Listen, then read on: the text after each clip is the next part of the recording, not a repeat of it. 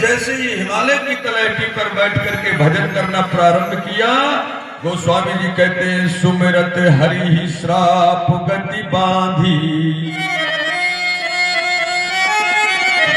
और सहज विमल मन लाग समाधि।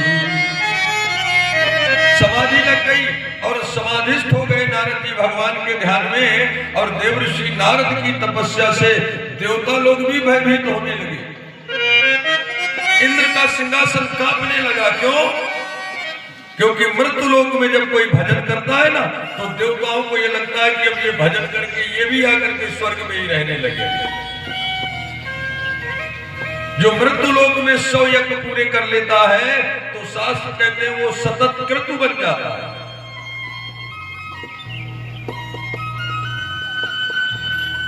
इसलिए देवता लोग भयभीत होने लगते हैं कि अरे ये मृत्यु लोक में भजन करके हमारे स्वर्ग के अधिकारी बन जाएंगे, तो फिर हम लोग कहां जाएंगे।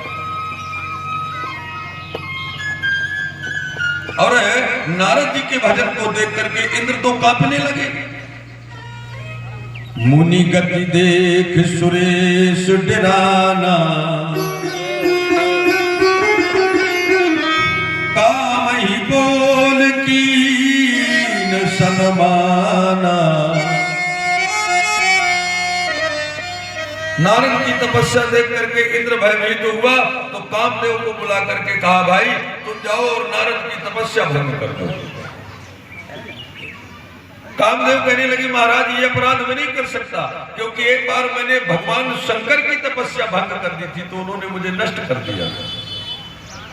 भगवान कहते हैं नहीं नहीं, इंद्र कहता है नहीं नहीं, तुम हमारे मित्र हो और इस समय हमारे ऊपर संकट है, तो सहित सहाय जाओ मम हेतु, मेरी सहायता करने के लिए तुम जाओ। और कामदेव ने स्वर्ग की तमाम अप्सराओं को साथ में लिया, मेनका उर्वशी रंभा इत्यादि अप्सराओं को लेकर के उसी स्थान पर पहुंच गए जिस स्थान पर देवर्षि नारद भगवान का ध्यान कर रहे थे। तेहि आश्रम ही मदन जब गयऊ,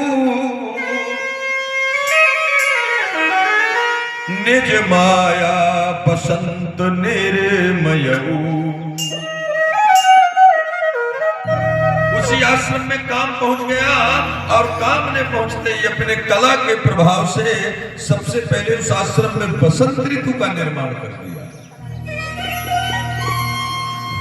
और 3 प्रकार की सुंदर सुंदर हवाएं चलने लगी। शीतल मंद सुगंध वायु के झरोखे आने लगे जो वासना को उत्पन्न करते हैं। गोस्वामी जी कहते हैं चली सुहावनी त्रिविध बयारी, काम कृषान बढ़ावनी हारी।